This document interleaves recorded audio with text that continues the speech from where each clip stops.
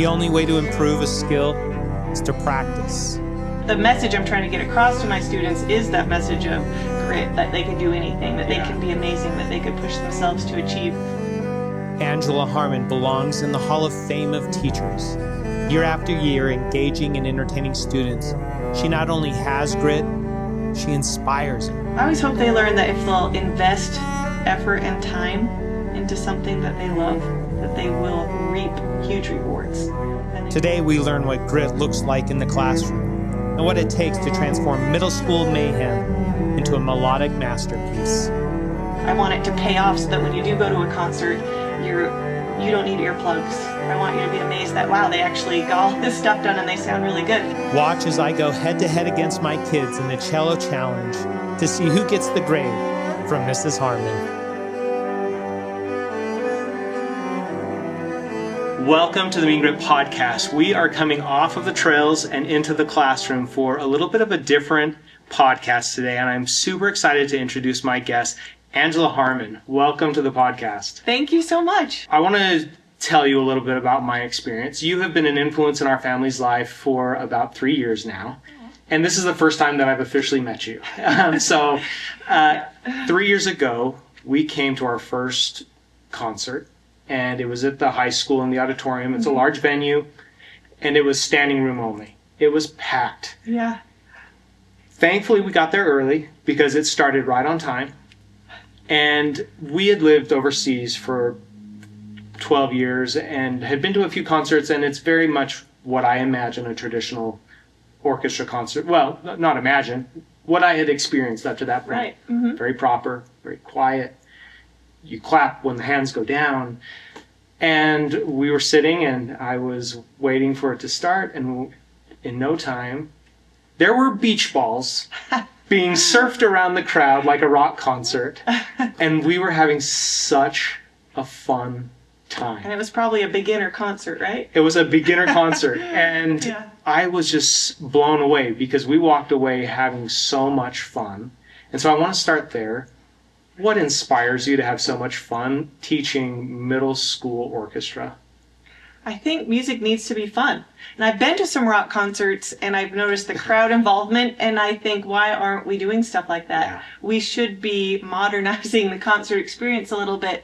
So I like to involve the audience. Plus, some of that comes from having my own kids, and I've sat through a lot of my own kids' things. And I think we need to make it palatable for the parents as well as the kids. It should be a family experience. So it's all part of my own teaching philosophy to involve the family in the experience of a concert. And we definitely felt that. Mm-hmm. We walked away, and I joked a little bit about this before, but it always started on time and it ended on time, which again, as a parent with little kids, is a dream. Yeah. And everything just went smooth. And it got to the point where no longer could we all meet at one time, and you had to start breaking up your concerts into different hours, and then I think eventually different days. Yeah, because I couldn't fit everybody. It got so big. Which is rare, because a lot of people would tell me, I bring earplugs to my kids' concerts, and I didn't need them for you, or I get lots of feedback like that. But I imagine the small siblings that come to my concerts, they really are the future of my program as well. So And I want to get to that because for those of you who are watching this, Angela has, and this is going to be weird for my kids because they've been a part of this, they know her as Mrs. Harman. And if I saw my middle school teacher, I would still call her Mrs. Smith. But let's get to know you a little bit better before we dive more into this amazing program that you have. You've been teaching for over 16 years. Is that what I heard from a podcast I watched? 3 years, took a break. And then since 2012, which I think puts it at I taught 16. For like 3 years, and then I took a 10-year break. Okay. Because I have 5 kids. And then I came back at 2012. So I can't, did I just finish? I can't. I think I just finished year 15 or 16. Okay. Officially. But, during that 10-year gap, I was teaching before school orchestras for a few years, and I was running private studios at home. So it never stopped. So I don't know if I ever truly stopped, but in a school. Right. Okay. Mm-hmm. And then, so where did your passion for music start? I started in a school program kind of like this, but we started in elementary school, and I only did it because my friend wanted to do violin. I really want to play the saxophone. Okay. Growing up, but she wanted to do the violin. I was like, okay, I'll just do it because my friend was doing it. But she was a very competitive friend. We had the same birthday. Like, we chose the same instrument, and we were just going at it. So we both got good pretty quickly because we were so competitive with each other, and it just kind of dove me into that world of strings. And I got a private teacher, and I was just hooked. That's awesome. At what point did you make it to say, hey, I'm a middle school teacher, or was that just kind of part of your track? Did you always want to be a middle school orchestra teacher, or? No, growing up I said I would never ever be a teacher. Okay. Ever. And then here you are. So well, I learned never to say never. So I was never going to live in Utah either, but here you are. But I love Utah. Yeah. Don't get me wrong. I really wanted to be a composer, actually. Okay. And I spent a lot of my teenage years writing music and composing, and I thought that was my path until I went to college and did a bunch of all-nighters writing music, realized I maybe wasn't gifted enough to be a composer. It didn't seem to come very naturally to me. Now, of course, I have a different feeling about it. I think I could have worked on it and built that skill, but I decided to take an education class, and I tried that. And the second I was put in a classroom, because the very first education class you take, they let you do little 5-minute lessons in classrooms. And as soon as I did that, I was like, yeah, this is what I want to do. Speaking of a mini lesson, let's see if after just a few minutes watching my kids, if I can beat them in a cello challenge. In this game at school, I change it up like... Oh, staccato? It could be like...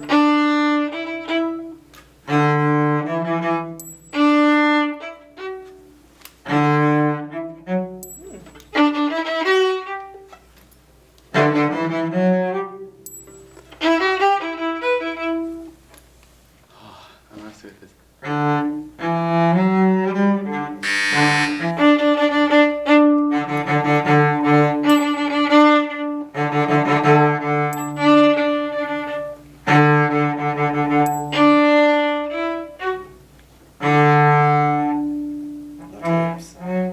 Have tapes.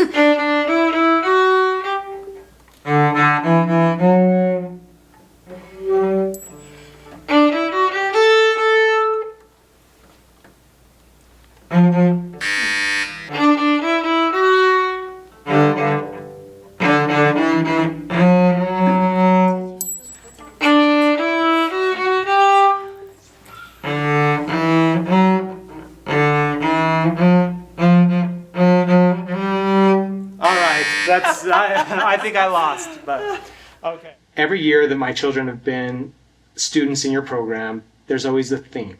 And it seems like there's this ongoing theme of be amazing. But I think the first one was, the school is Maple Grove, and you were the Maple Grovians, which was a little play off of The Mandalorian. Right. This is the way. The next year, I think it was Unstoppable, and this year, play like a champion. Yeah. So, where's the spark of, hey, let's have a theme. Let's focus in and have fun with this. Where did that come from? I started doing that years and years ago. Like when I came back to teaching in 2012, I had this really boring shirt.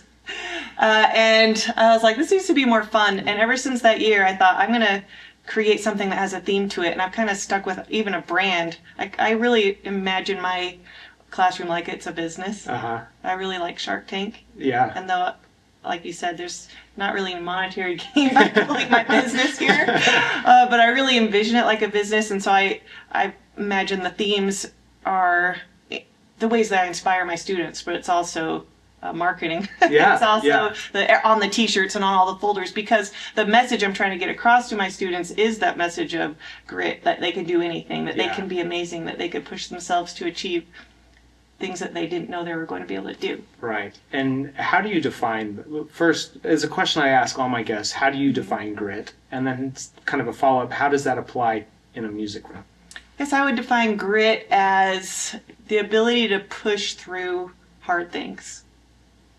And I think it applies almost every day when you're learning an instrument, truly. And I'm teaching grit and that idea of pushing through from day one. Yeah. Because nothing feels more weird to a student than sometimes holding an instrument for the first time, being like, oh, I didn't know, oh, it feels kind of weird right here. Or, I didn't know that cello was going to poke my knees, Yeah. like in that spot. So from day one, I'm helping them push through some of those feelings. I think we get uncomfortable and you want to just be like, oh, well, that's uncomfortable. Maybe it's not for me. So very first day I talk about babies and how they all walk, and babies will walk, and they fall over so many times, and the baby doesn't say to themselves, I guess I'm just not a walker. Right. I'm just not one that does that. Yeah. They always they're up over and over and over. And then we grow older and kids fail at something in school, and sometimes, unfortunately, they're like, well, I guess I'm not able to do that. Right. We never tell a baby who's trying, like, Guess you're not going to be walking. Yeah. It's always just like, keep going. Yeah. And I think, that process I've seen as I've heard my kids say, like, oh, we don't pick up bows yet. And I'm thinking, okay, so you're learning a string instrument, but you're not going to pick up a bow for the first week of class. Mm-hmm. And it's really just kind of instilling fundamentals at such a basic level. And another thing that I really admire about what you do is when I go to a concert, like I think you mentioned it, I can tolerate it.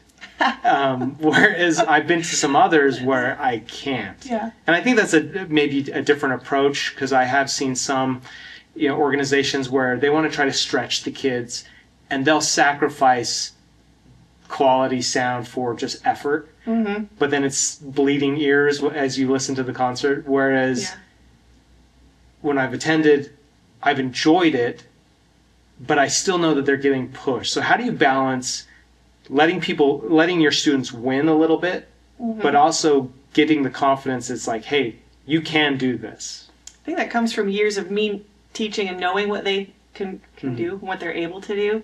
So I think that just that experience background of teaching students has helped me know when I can push and when to not push.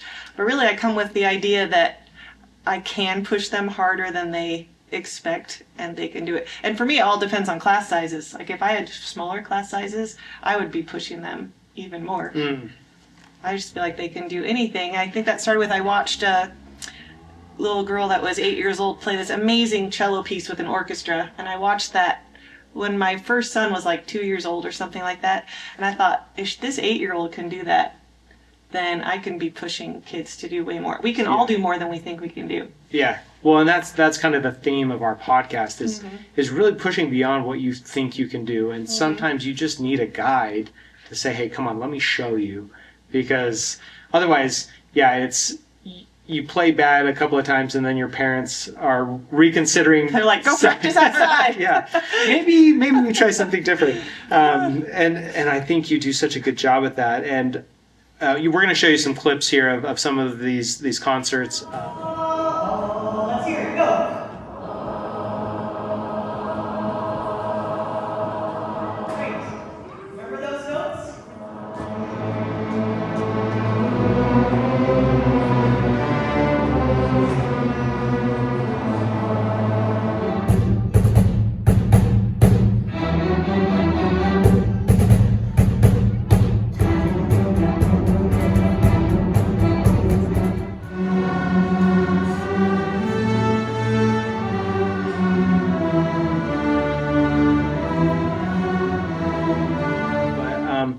How do you help teach a student resilience in wanting to keep practicing and want to keep learning? I think that's something that we work on in rehearsal every day. I think that's what I tell them. It's feedback that I give them while we play. Yeah. It's the way that we ask questions. Like, how many of you don't have it yet?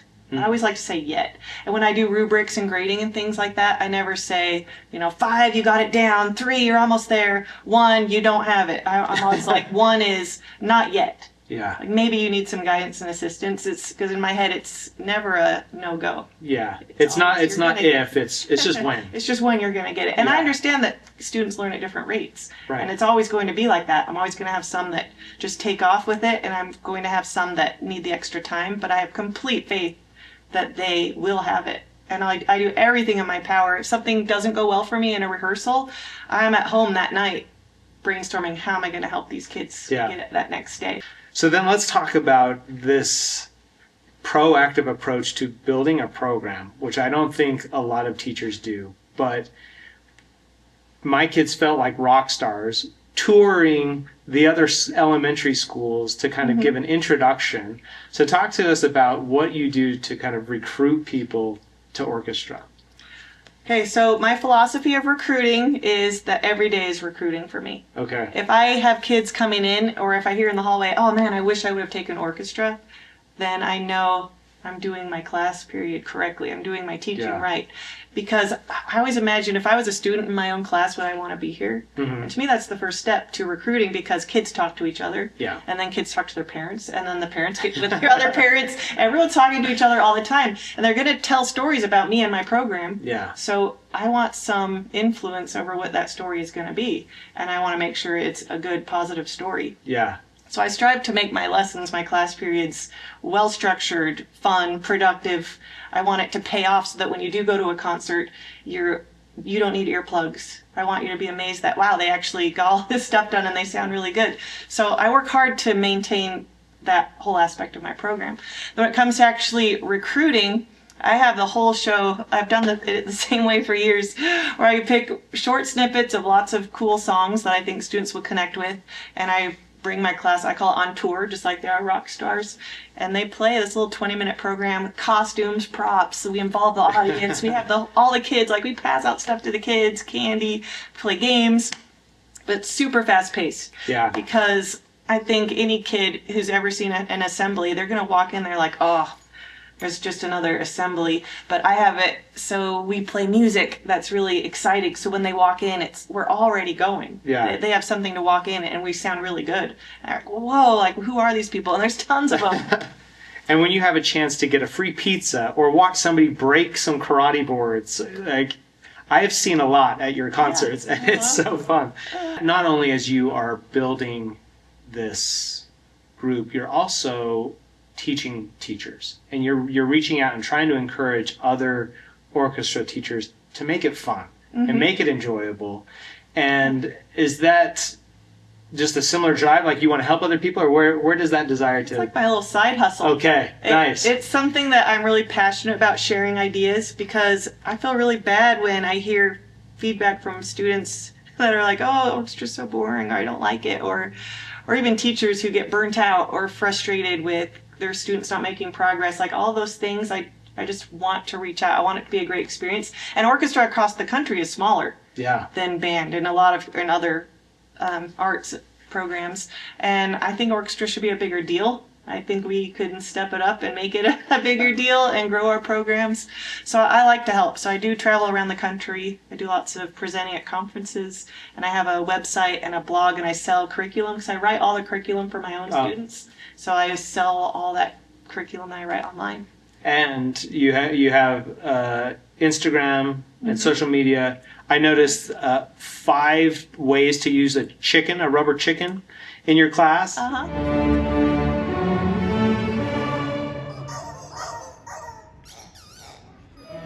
How do you define success in this setting? I think success is students who are happy and thriving. Yeah.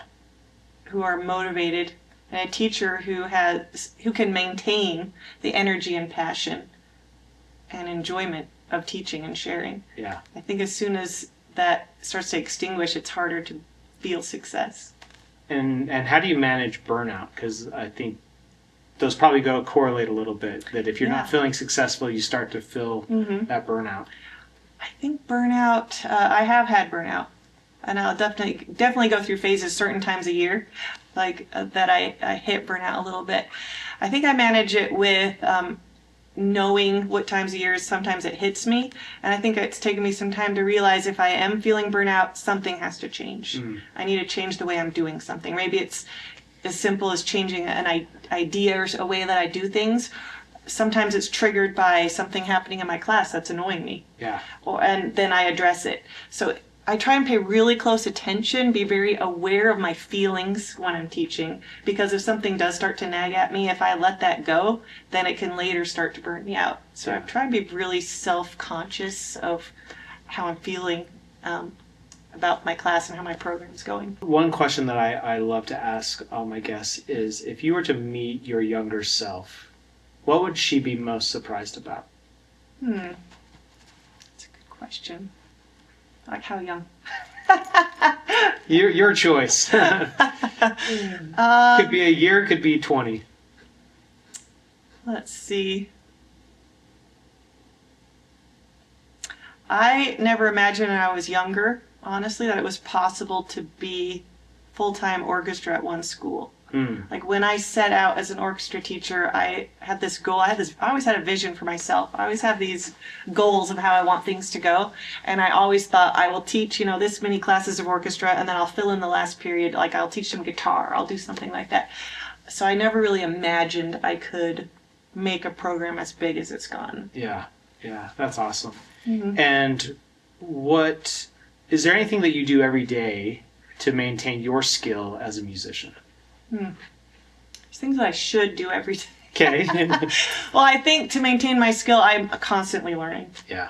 I'm always willing to experiment and learn new things, and I enjoy learning new things. And when a student walks out of here, what do you hope that they learn? What's one lesson that you hope that every kid who comes in here that they learn?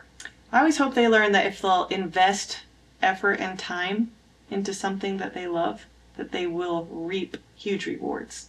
And they can apply that to any area of their life. Of course, I hope they stick with music. I run into so many students that I've taught, I don't play anymore. And I'm like, right. Was it all for nothing? Yeah. And honestly, sometimes that was triggering for me for a while. Like, well, then why am I doing all this? Yeah. But I think that the lessons of learning an instrument are broad enough to apply. Yeah. To I know life. that's why I was excited to have you. We focus on grit and perseverance and resilience. And I think personally that a teacher embodies that so much, and the way that you do it as an orchestra teacher is even greater, because it is fun, it's engaging. So the encouragement is, if you're a student, learn orchestra, enjoy it. If you're a teacher, make it fun, make it enjoyable. Any other advice that you would give to teachers or individuals who are just looking to just better themselves? I would say just keep learning. As soon as it feels like things are getting old, or even if sometimes students struggle, they switch schools, they're like, oh no, it's different now. I just think that's totally normal. It's okay for things to be different, but to push yourself to continually be learning, finding things that you're passionate about. Yeah, I love that. Well, Angela, it's been fantastic to have you on the podcast. I appreciate the conversation. I appreciate what you do for my kids and the kids in this area, and across the country, knowing that you're out teaching teachers how to be better teachers. So thank you. Like, subscribe. If you are a teacher watching this, check out Angela's stuff and apply it into your class, because it is valuable. I can testify that it is a great experience to go to a concert and not have to plug my ears. So thank you, and thanks for watching. Hey, thanks.